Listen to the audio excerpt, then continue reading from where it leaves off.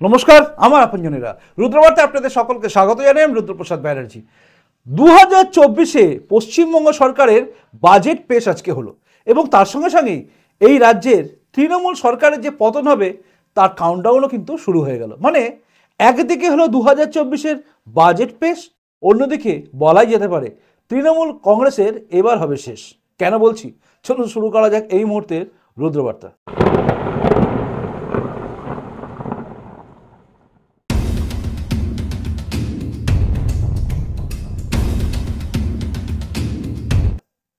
প্রথমে বলে রাখি আপনারা সবাই জানেন যে আজকে রাজ্যে বাজেট পেশ করা হলো এবং এই বাজেট পেশ নিয়ে বিভিন্ন মিডিয়ায়, অর্থাৎ বড় বড় মিডিয়ায়, চ্যানেলে আর কি বড় বড় অর্থনীতিবিদেরা বসে গেছে এবং তারা তাদের মতো করে পুঙ্খানুপুঙ্খ আলোচনা করছে, যে আলোচনাগুলো অনেকটাই আমাদের মাথার ওপর দিয়ে চলে যাবে।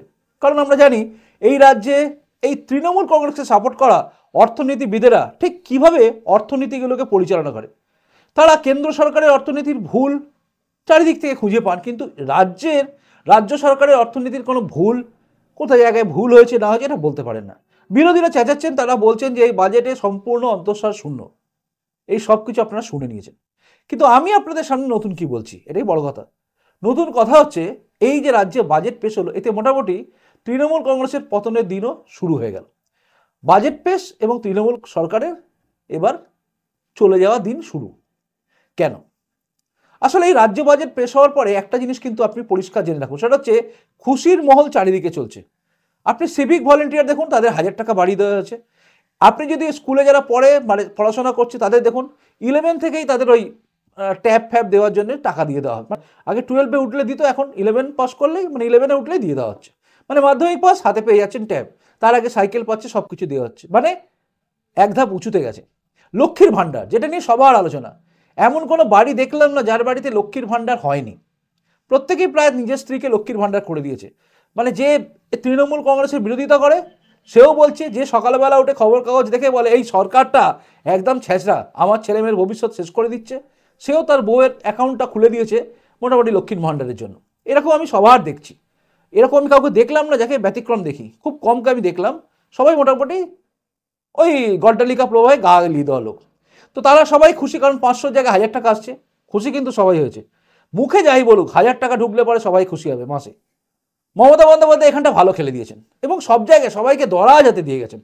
অনেকে বলছেন তিনি কল্পতরু হয়ে গেছেন, ভালো লেগেছে। কল্পতরু হওয়া যায়, কিন্তু গল্পের গরু গাছে ওঠা যায় না। গল্পের গরু গাছে ওঠে, কিন্তু বাস্তবে কি আর গাছে ওঠে?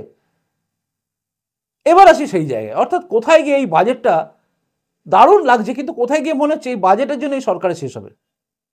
দেখুন, আমি ঠোঁট কাটা মানুষ, আমি অত ইনিয়ে বিনিয়ে বলতে পারি না। আমি যেটা বলি সোজা বলি, সোজা সাপটা কথা বলি। আপনার ইনকাম হচ্ছে 100 টাকা, আপনি খরচা করছেন 200 টাকা। মানে 100 টাকা আপনি খরচা করে দিচ্ছেন অলরেডি। কি করে করছেন বলুন তো? বাড়ির লোকজন জানে না, আপনি কিন্তু ধার করে নিয়েছেন। অর্থাৎ পাশে কোনো জায়গা থেকে ধার করেছেন, অথবা এখন হচ্ছে ইএমআই সিস্টেমে কোনো কিছু নিয়ে নিয়েছেন। মানে 200 টাকা খরচা আপনি করে যাচ্ছেন।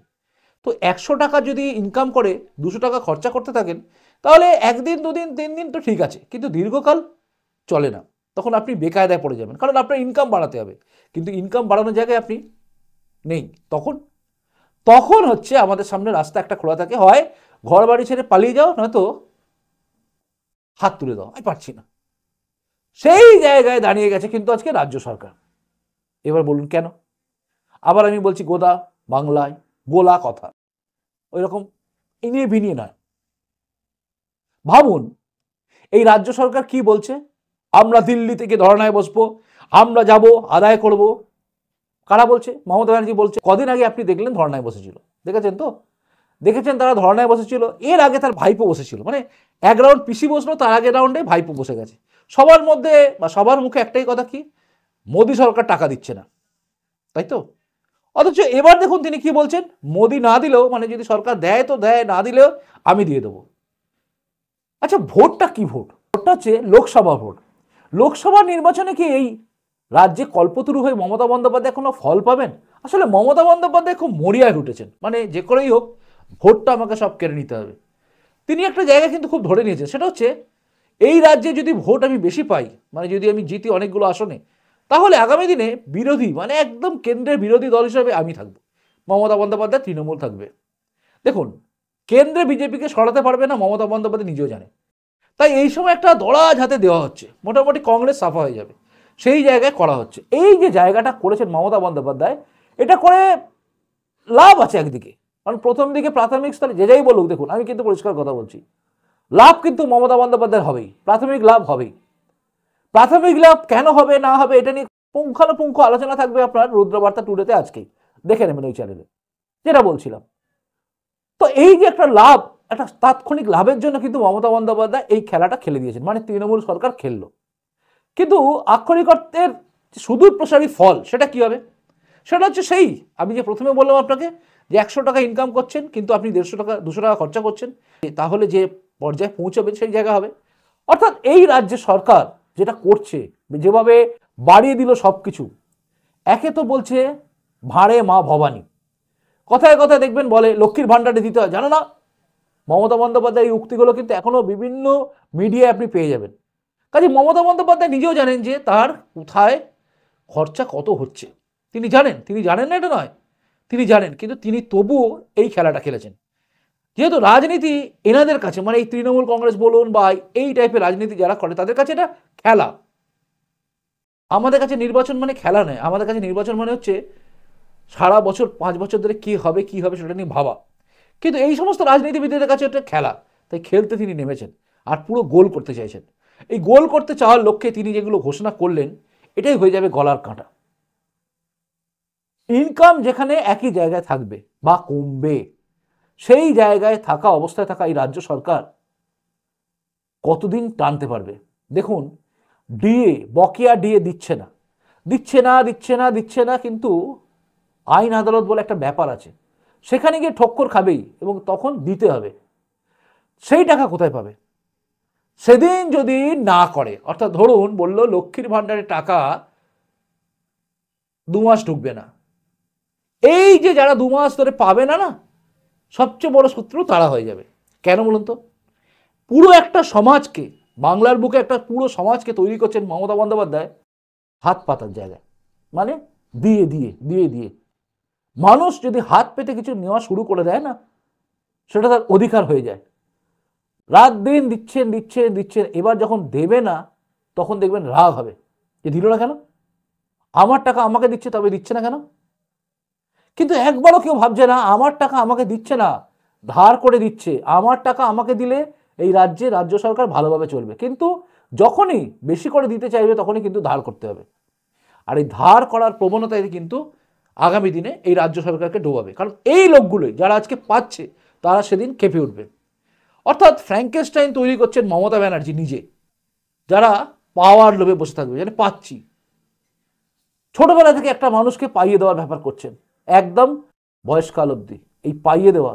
দেখুন, প্রত্যেকটা সরকারের, কেন্দ্র সরকার বলুন রাজ্য সরকারের, দায়িত্ব থাকে যারা অর্থনীতিতে পিছিয়ে আছে তাদেরকে উপকার করা উচিত, আমি বিশ্বাস করি, আমি মন থেকে বিশ্বাস করি। যারা আর্থিকভাবে খুব দরিদ্র তাদেরকে উপকার করুন, তার জাত ধর্ম বর্ণ দেখা দরকার নেই, সে শিডিউল কাস্ট শিডিউল ট্রাইব বা হিন্দু বাঙালি মুসলমান খ্রিস্টান বা ব্রাহ্মণ কায়স্থ, এসব কিচ্ছু দেখা দরকার নেই।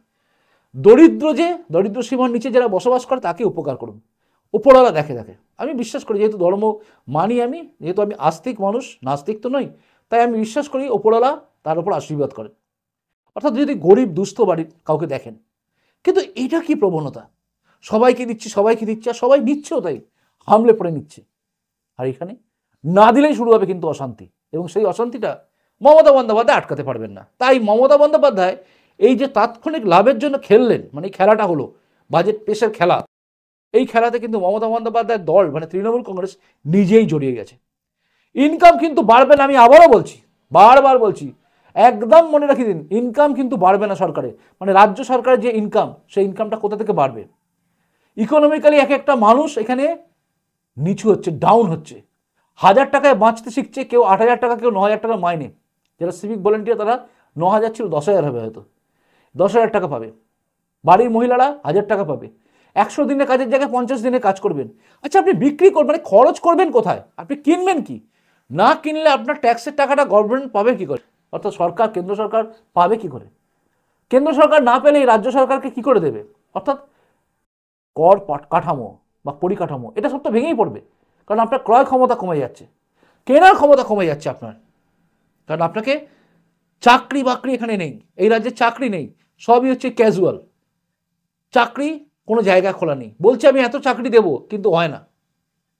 লাইন দিয়ে দাঁড়িয়ে আছে লোকেরা, রাস্তায় বসে আছে, ধর্মতলাকে ধর্ণাতলা করে দেওয়া হয়েছে, ডিএ দিতে পারছে না, 4% ডিএ বাড়ালো, বকেয়া ডিএ এখনো কথাই নেই, গল্প নেই।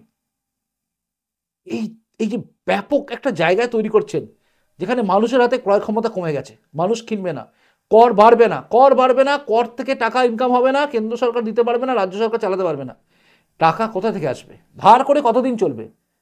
এর টাকা ওখানে, ওর টাকা এখানে করে বেশি দিন চলে না। কিন্তু সব দিক থেকে কিন্তু দেখুন আস্তে আস্তে কেন্দ্র সরকার চেপে ধরছে, যেহেতু হিসাব দিচ্ছে না, হিসাব না দিয়ে এর টাকা ওখানে খরচা করে দিচ্ছে, ওর টাকা সেখানে খরচা করে দিচ্ছে, এভাবে বেশি দিন চলে না। তাই এই সরকার বিপাকে পড়তে চলেছেই। তাই আজকের এই বাজেট পেশ বলে দিচ্ছে তৃণমূল কংগ্রেসের এবার হবে শেষ। লিখে রাখুন, 2024-এর ইলেকশন হয়ে যাবে, তারপর 26, এই 26 আস্তে আস্তে নাকানি চোবানি খেতে হবে এই সরকারকে, চোখের জলে নাকের জলে হয়ে যাবে এই সরকারের। কারণ দেওয়া, এই দিতে থাকা ফ্রিবিজ, অর্থাৎ দেওয়া, পাইয়ে দেওয়া, পাইয়ে দেওয়া, পাইয়ে দেওয়া রাজনীতি ডুবিয়ে দেয় বড় বড় সরকারকে। সোভিয়েত ইউনিয়ন ভেঙে টুকরো টুকরো হয়ে গেছে এই পাইয়ে দেওয়া রাজনীতি ছিল বলে। আজকে বাস্তব সত্যি হচ্ছে এটাই, এই সরকারও শেষের দিকে চলে গেল, মানে খাদের কিনারায় ছিলই, এবার একদম লাফিয়েই পড়েছে। এই সরকারকে বাঁচানোর ক্ষমতা কারণ নেই, যা করেছে আজকে বাজেট, এতেই তারা শেষ। দরকার ছিল না এই বাজেট করা। 2024-এর ইলেকশনে এই রাজ্যে বিধানসভার নির্বাচন হচ্ছে না যে একদম মরিয়া হয়ে লোককে দিতে হবে, লোকসভা নির্বাচন ছিল, নাও দিতে পারত, কিন্তু সস্তা রাজনীতি করতে গিয়ে জড়িয়ে গেল তৃণমূল কংগ্রেস। এটা আমার মনে হয়েছে। অর্থাৎ গোদা বাংলায় সমস্ত লোককে দেখে, আর্থিক কাঠামো যেটা আছে সেটা দেখে, কমার্সের স্টুডেন্ট হওয়ার জন্য কিছুটা জ্ঞান যেটা আছে সেটা নিয়ে, এবং রাজনীতি দীর্ঘদিন ধরে করা এবং মানুষের সঙ্গে মেশার অভিজ্ঞতা নিয়ে আমি সবটা বললাম। আপনার যদি মনে আমি ভুল বলেছি নিশ্চয়ই বলতে পারেন আমাকে, আর আপনার যদি মনে আমি ঠিক বলেছি জানাবেন। কিন্তু আপনার কমেন্টসের অপেক্ষা আমি রইলাম, আর আমার পরবর্তী রুদ্রবার্তার জন্য আপনি থাকুন অপেক্ষায়। এবং তার সঙ্গে সঙ্গে আরেকটা কথা বলি আপনাদের, রুদ্রবার্তা টুডেতে কিন্তু আজকে থাকছে এই যে বাজেটের পরিপ্রেক্ষিতে মমতা বন্দ্যোপাধ্যায়ের লাভ কতটা হবে সেই নিয়ে পুঙ্খানুপুঙ্খ আলোচনা, দেখতে ভুলবেন না। এখনকার মতো আসি, নমস্কার, বন্দে মাতরম, ভারত মাতা জয় হোক, জয় হিন্দ।